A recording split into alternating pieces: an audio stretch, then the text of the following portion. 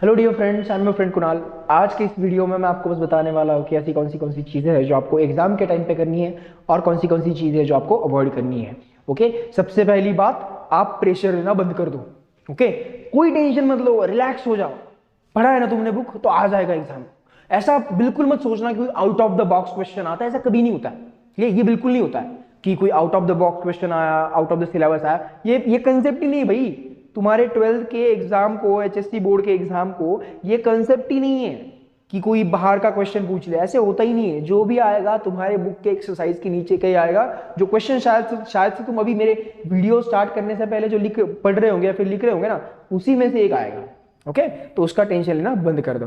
पहली बात, अब ये जो वीडियो है 3 कैटेगरीज में डिवाइड है। एक तो आपको बिफोर द एग्जाम आपने कौन सी चीजें करनी चाहिए, ड्यूरिंग द एग्जाम आपने कौन सी चीजें करनी चाहिए, और तीसरा है आफ्टर द एग्जाम आपने कौन सी चीजें करनी चाहिए। पहली बात तो बिफोर द एग्जाम अपन देखेंगे। बिफोर द एग्जाम आपने कौन सी चीजें करनी चाहिए। बिफोर द एग्जाम आपने पहली चीज, आज एक काम करो, आज अच्छे से खाना खा के सो जाना है टाइम पर। बिल्कुल फालतू में जागने की जरूरत नहीं है। रात को 3-3, 4-4 बजे तक जाग रहे हो, कोई बच्चे जाग रहे होंगे अब तक, ठीक है, लेकिन एग्जाम, अगर कल आपकी एग्जाम है तो एब्सोल्युटली आपने आज 6 से 7 घंटे नींद पूरी करनी है। ओके, अगर आप सोओगे नहीं ठीक से तो कल आपका परफॉर्मेंस ऑटोमेटिकली वीक हो जाएगा। तो 6-7 घंटे अच्छे से सो के जाना है। क्लियर, ये चीज हो गई पहली। उसके बाद बाहर का खाना बिल्कुल बंद कर देना है। बाहर का अगर आप कुछ भी खा रहे हो, जंक फूड, उसको बंद कर दो। घर का खाना खाओ, मम्मी आपको जो भी दे रही वो अच्छे से खा लेना है। ओके, उसके बाद तीसरी चीज जिसके ऊपर आपको ज्यादा फोकस करना है कि अभी आपने जो भी आप बुक पढ़ रहे हो ना वही पढ़ो। एक्स्ट्रा कोई अगर आपको कोई इनपुट दे रहा है तो उसको लेने की जरूरत नहीं है। मतलब 21 अपेक्षित वगैरह वगैरह जो भी expected answers, model test papers, बिल्कुल भी नहीं, अभी कोई जरूरत नहीं। जो आपने जिस बुक से आपने आज तक पढ़ा है उसी से पढ़ो। एक्स्ट्रा चीज लेने की जरूरत नहीं। ना ही मैं आपको कुछ सजेस्ट करूंगा कि ये लो वो लो, कोई जरूरत नहीं। जिस बुक से आप अभी तक पढ़ रहे हो उसी से पढ़ो।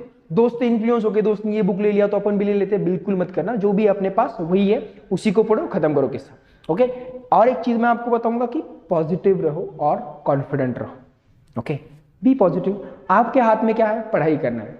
हो सकता है कि शायद से किसी को लगे कि यार आज मैंने दिन भर पढ़ाई नहीं की, यार इतनी करनी चाहिए थी, मैंने सुबह तो टाइम टेबल बनाया था लेकिन हुआ नहीं।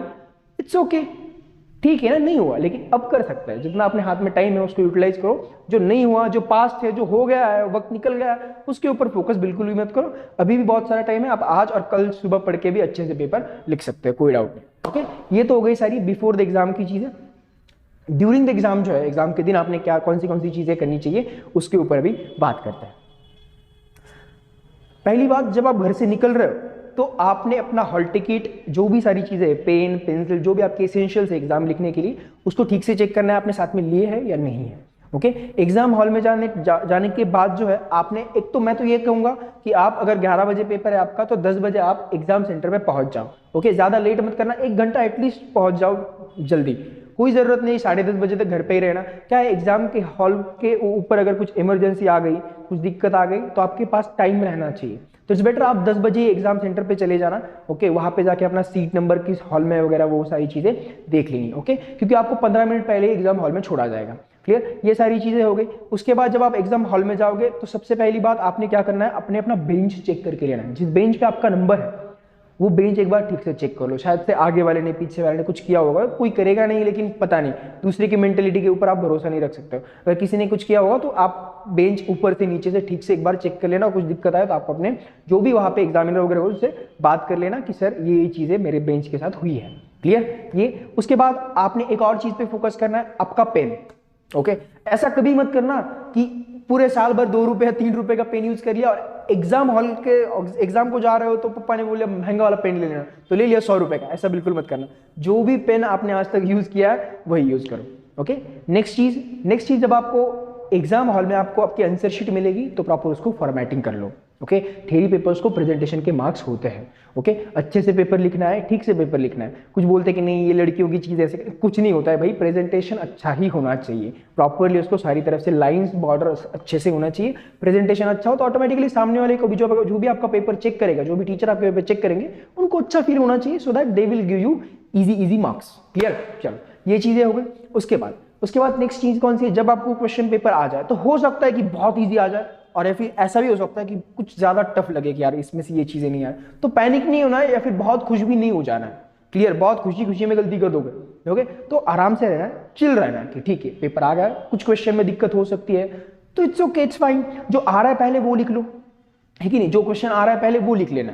बिल्कुल ये मत करना कि लाइक फॉर एग्जांपल ये क्वेश्चन नहीं आ रहा तो इसको दिमाग खुजाते बैठ गए, सर खुजाते बैठ गए, इसको पूछ रहे उसके पूछने में, ये सारी चीजों में होता क्या है, टाइम बहुत निकल जाता है और हमें पता नहीं चलता है। घड़ी बहुत तेज से भागती है, वो 3 घंटे इतने फास्ट चलते हैं ना कि लिमिट नहीं। ओके, तो क्या करना है उस टाइम में, टाइम सेव करना है।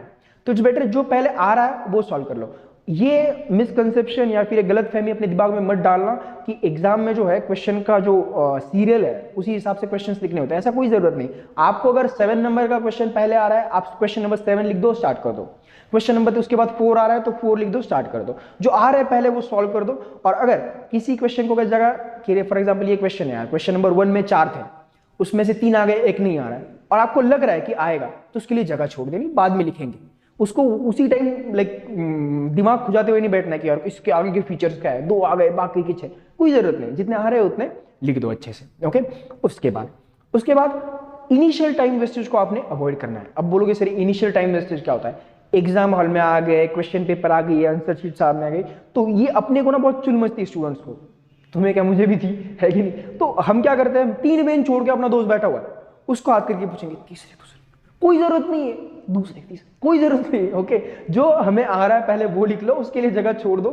शुरू में आपके एग्जाम हॉल का जो है प्रेशर बहुत होता है, प्रेशर मैं बोलूंगा स्ट्रिक्टनेस बहुत होता है, बहुत ज्यादा स्ट्रिक्ट होता है हॉल, बाकी के टीचर्स भी होते हैं, टीचर 2 टीचर्स आपको होता है, शुरुआत में चेकिंग वगैरह सारी चीजें होती है। तो उस टाइम पे क्या होता है, आप ये इस चीजों में टाइम वेस्ट मत करना, बहुत ज्यादा टाइम निकल जाता है। तो इट्स बेटर आप पहले अपने जो आ रहा है अपने को वो कर लो। समाज सेवा बाद में करनी है, मैं तो कहूंगा कि पहले अपने पेपर पे फोकस कर लो भाई, बाकियों को बाद में देख लेंगे। क्लियर, तो ये पहले करके लेने का है, टाइम मिला तो दोस्तों को हेल्प करनी है, बाकी बिल्कुल करना ही नहीं है क्योंकि उसको डेवलप होने दो भाई। क्लियर, एग्जाम में बोर्ड की, क्लियर, ये सारी चीजें हो गई। उसके बाद जब आपको चेकिंग करने आएंगे तो उनको आपने कोऑपरेट करना है अच्छे से। और मैं तो ये कहूंगा कि मैं जो करता था वो आप करो। एग्जाम हॉल को जाते टाइम ना ये शूज वगैरह पहन के मत जाओ, अपनी अपनी घर पे पहनने वाली चप्पल स्लीपर पहन के चले जाओ। वहां पे अपन कोई फंक्शन को नहीं जा रहा है कि एकदम धांसू दिख के जा रहा है, कोई जरूरत नहीं यार, धांसू दिखना ही नहीं अपने को। एग्जाम को जाना है, नॉर्मल अपना कॉलेज का जो भी यूनिफॉर्म है वो पहन के जाओ, आइडेंटिटी कार्ड अच्छे से पहन के जाओ और अपने पैर में चप्पल पहन के जाओ आराम से। मेरे जैसे ऐसे फोल्ड स्लीव्स वगैरह ऊपर मत करना, नॉर्मल रखना। ओके, एग्जाम को जाते टाइम और जैसे ही वो चेक करना है टोटली उनको कोऑपरेट करना है, बिकॉज इट्स देयर जॉब, उनको वो करना ही होता है। क्योंकि कोई अगर जो लायक नहीं है उसको फालतू में मार्क्स वो नहीं देंगे और वो देना भी नहीं चाहता, तो उनको चेक करने देना आराम से, जो भी उनका प्रोसीजर उनको टोटली आपने कोऑपरेट करना है। क्लियर, एग्जाम के बीच में आपने पानी पीते रहना है, थोड़ा थोड़ा, बहुत ज्यादा भी नहीं, तो 10-10 मिनट में सर को बोलोगे मैं आई गो टू टॉयलेट। ओके, ये चीजें नहीं करनी है, थोड़ा थोड़ा पानी पीते रहना है और इतना भी नहीं कि 2-2 बॉटल पी लो।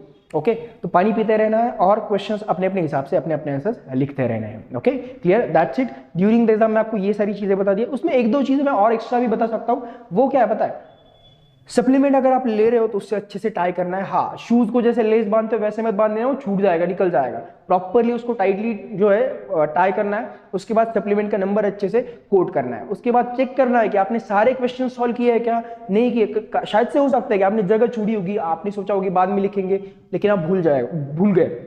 ये तो इट्स बेटर आप एक काम करना कि क्वेश्चंस जो है सारे चेक कर लेना क्वेश्चन पेपर से कि ये हो गया, ये हो गया, ये हो गया, ये हो गया। क्लियर, ओके, उसके बाद ही आपने वहां से निकलना है। ये हो गई सारी ड्यूरिंग द एग्जाम वाली चीजें। अब अपन देखेंगे कि आफ्टर द एग्जाम होने के बाद, ये सबसे इंपॉर्टेंट, एग्जाम होने के बाद आपने कौन सी चीजों पे ध्यान देना है। तो आफ्टर द एग्जाम सबसे पहली बात, जैसे ही एग्जाम हॉल के बाहर निकलोगे क्वेश्चन पेपर लो और बैग में डाल दो, खत्म। या फिर दोस्त को गिफ्ट कर दो कि ये ले भाई गिफ्ट, तेरे शादी का गिफ्ट जब भी होगी। क्लियर, अभी ले मेरा आज। लेकिन उसको वापस से लेना, मार्क्स चेक करना कि मुझे इतना बिल्कुल नहीं, मैंने अपनी जिंदगी में कभी नहीं किया और करो भी मत। क्यों पता है, अभी वो पेपर हो गया है, हमने लिख दिया है, अपने पेपर चले भी गए चेक होने के लिए। अब चेक करके फालतू में क्या करोगे, है कि नहीं। चेक करने को जाइए रहने पेपर, वहां से आ जाएगा रिजल्ट, क्यों फालतू में अपन चेक करना कि इसमें कितने आएंगे, बिल्कुल नहीं। आगे के पेपर का सोचना चालू कर दो। बाहर निकलो, मस्त पानी पियो, अगर दोस्त थे साथ में तो मस्त चाय वगैरह पी लो और बिंदास अपने घर चले जाओ, खाना वगैरह खा लो और थोड़ा सा रेस्ट दो दिमाग को अपने। 3 घंटे उसने बहुत एक्सरसाइज की है, 1 घंटा अच्छे से आराम कर लो, सो जाओ। ओके, जब तुम उठोगे तब आगे के पेपर का, आगे का जो भी सब्जेक्ट है उसका प्रिपरेशन स्टार्ट कर दोगे। ओके, और आपके लिए गुड न्यूज़ ये है कि अवतारिस प्रोफेशनल एकेडमी के हमारे इस यूट्यूब चैनल पे आपको जो है नेक्स्ट पेपर, फॉर एग्जांपल अगर आपका कल इंग्लिश का पेपर है और इंग्लिश के पेपर के बाद आपका अगला पेपर जो ओसीएम का हो सकता है, तो ओसीएम के पेपर के लिए आपकी स्टडी स्ट्रैटेजी, आईएमपी क्वेश्चंस कौन से चैप्टर से कितने मार्क्स का आएगा, आपने क्या क्या ट्रिक्स यूज करनी है, कोई इंपॉर्टेंट कॉन्सेप्ट कौन से, इसके जो वीडियोज है वो आपको हमारे चैनल पे मिल जाएंगे। जैसे ही आप एग्जाम से बाहर निकलोगे और सो जाओगे, घर पे आके खाना खाने के बाद 1 घंटा रेस्ट करोगे, तुम सो के उठने से पहले ही हमारे यूट्यूब चैनल पे ये सारे वीडियोज जो है अवेलेबल हो जाएंगे। उसी के साथ मैं आपको एक और चीज बोलना चाहूंगा कि हम आपके लिए अवेलेबल है, मैं आपके लिए अवेलेबल हूँ। आपको अगर कोई भी ऐसा चैप्टर है जो समझ नहीं रहा है, सर ये मुझे नहीं समझ रहा है, सर ये क्वेश्चन मुझे नहीं समझ रहा है, I am available for you. मेरा नंबर यहाँ पे स्क्रीन पे है, आपके पास भी होगा, अवतारिस प्रोफेशनल एकेडमी का। यू कैन व्हाट्सएप मी कि सर व्हाट्सएप पे मुझे ये क्वेश्चन, ये मुझे समझ नहीं आया, मुझे फोटो डाल के भेज दो आप, I explain it to you. और अगर आपको चाहिए कि कोई एक चैप्टर है, सर उसी का चैप्टर मुझे नहीं समझ रहा है, आप मुझे बोल दो, मैं आपको उसका एक 20-30 मिनट्स का वीडियो आपको अच्छे से एक्सप्लेन करके आपको डाल दूंगा यूट्यूब चैनल पे। क्लियर? अब एक जनरल बात है भाई, देखो सब ये बोल रहे होंगे कि प्रेशर मत लो, मैंने भी अभी 2 मिनट पहले बोला, लेकिन मैं आपको एक बात बोलूं, जब भी ग्राउंड पे विराट कोहली और युजवेंद्र चहल उतरते हैं ना, cricket like for example batting करने उतर रहे हो, तो प्रेशर किसके ऊपर होगा यार? विराट कोहली के ऊपर ही होगा ना, कि युजवेंद्र चहल पे होगा? ऑब्वियसली किसके ऊपर होगा? विराट कोहली के ऊपर। और क्यों हो रहा है? अपन उसके ऊपर प्रेशर क्यों डाल रहे हैं? उसके ऊपर प्रेशर आ क्यों रहा है? क्यों? क्योंकि वो कैपेबल है, उसकी कैपेबिलिटी है, उसकी ताकत है कि वो परफॉर्म कर सकता है, वो खेल सकता है, बड़े बड़े सिक्स मार सकता है। और जो ये चीजें कर सकता है, जो परफॉर्मेंस दे सकता है, जिसकी कैपेबिलिटी है, उसी के ऊपर प्रेशर आता है। तो अगर आपके ऊपर प्रेशर है, आप टेंशन ले रहे हो एग्जाम का, तो मैं ये कहूंगा कि अच्छी बात, मुझे भी आता था। क्यों? क्योंकि टेंशन उसी को आएगा जिसकी कैपेबिलिटी है, जिसकी पढ़ाई हो गई है, जिसने कुछ किया ही नहीं, जिसने अपनी जिंदगी में बुक किताब ही खोल के नहीं देखी, उसको टेंशन आएगा ही नहीं कोई एग्जाम का। Okay, so don't worry, best of luck for your exams, give your best. Okay, तुमने अच्छे से पढ़ाई की है, मुझे पता है सबने बहुत अच्छे से पढ़ाई की है, so don't worry, give your 200%। जो भी तुमने पढ़ा है अच्छे से लिख के आओ। ओके, और सब्जेक्ट वाइज तो मैं थ्रू आउट 15-20 दिन आपके साथ में ही हूँ। आपके मोबाइल पे मैं हमेशा जो है टुक टुक करते ही रहूंगा, आपके मोबाइल पे हमेशा नोटिफिकेशंस आते रहेंगे इंपॉर्टेंट, लेकिन मैं आपको फालतू का डिस्टर्ब बिल्कुल नहीं करूंगा। तो ये 15 दिन मेरे साथ कनेक्टेड रहो और ये सारे के सारे वीडियो जो मैं आपके लिए दे रहा हूँ उसको देखते रहो। Best of luck, give your 100%। जय माता दी, जय साई राम। चलो।